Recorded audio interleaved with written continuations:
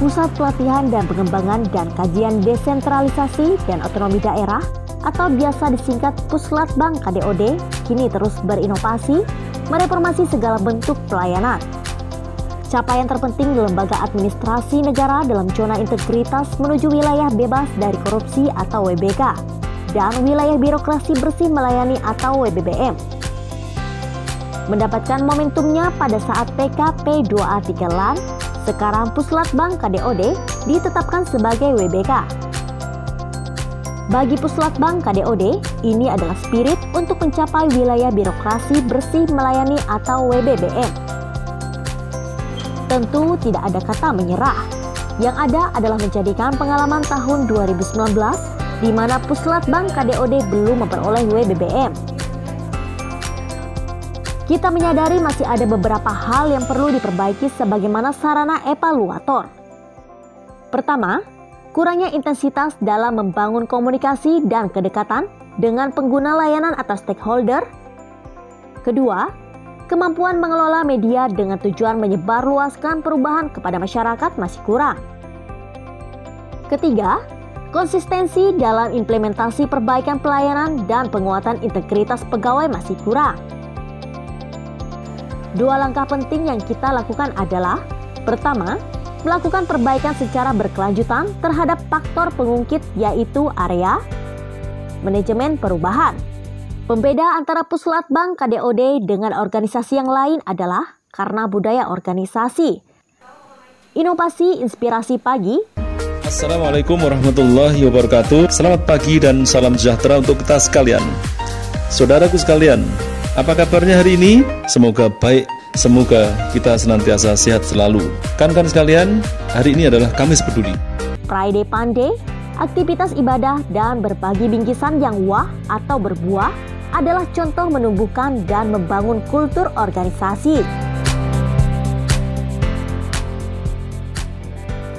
Penataan tata laksana, upaya mengintegrasikan semua sistem informasi dan teknologi adalah kebutuhan di Puslatbang KDOD. Kami sadar dibutuhkan dukungan infrastruktur yang memadai untuk mencapai harapan itu.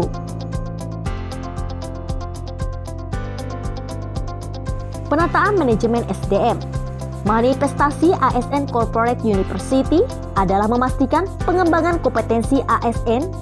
Berbagai inovasi terkait dengan itu antara lain adalah sistem perencanaan pelaksanaan monitoring dan evaluasi elektronik monitoring pengembangan kompetensi, kelompok budaya kerja, leader talk, penguatan akuntabilitas kinerja. Berbagai capaian yang telah direngkuh itu membutuhkan sosialisasi dan diseminasi melalui pemanfaatan media sosial dan media digital lainnya. Harapannya adalah agar publik memahami proses perubahan itu lalu menjadikannya sebagai praktek terbaik di lingkungan kerjanya. Penguatan pengawasan. Untuk menjadi keberhasilan pelayanan yang berkualitas, kuncinya adalah komitmen integritas yang dibangun melalui survei layanan bebas dari korupsi, pesan integritas, dan kampanye integritas secara berkelanjutan. Peningkatan kualitas pelayanan publik. Peningkatan kualitas pelayanan publik dilakukan melalui: pertama, membangun budaya pelayanan yang ramah dan adaptif.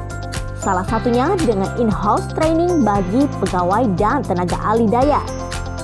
Kedua, digitalisasi pelayanan publik adalah sebuah keniscayaan sehingga manajemen Letbang online atau Silatbang menjadi terobosan penting yang harus kami lakukan.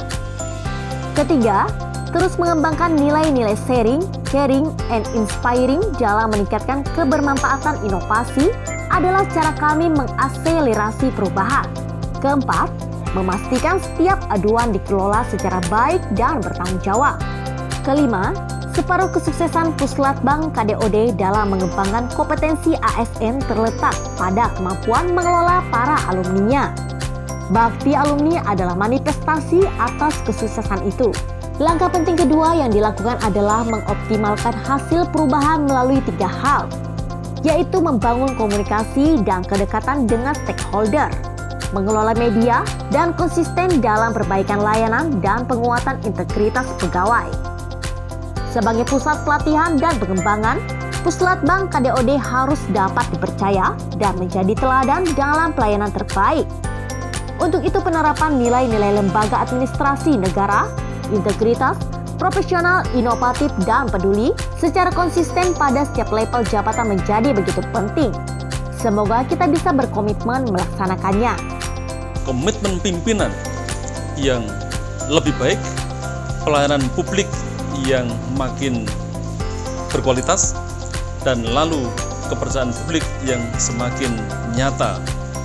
Itulah 3 hal untuk mendukung wilayah birokrasi bersih melayani.